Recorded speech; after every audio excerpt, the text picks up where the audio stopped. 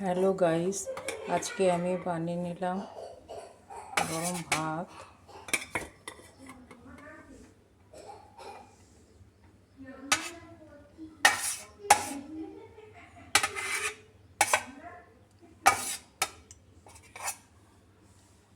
গরম গরম ভাত, তার সাথে বানিয়ে নিলাম মোরলা মাছের ঝুরঝুর করে ভাজা করেছি।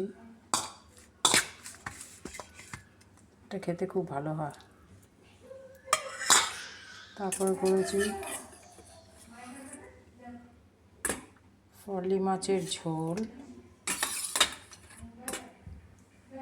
আলু দিয়ে।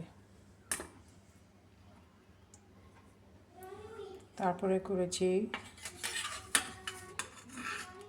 রুই মাছের ধনেপাতা বাটা দিয়ে রসা।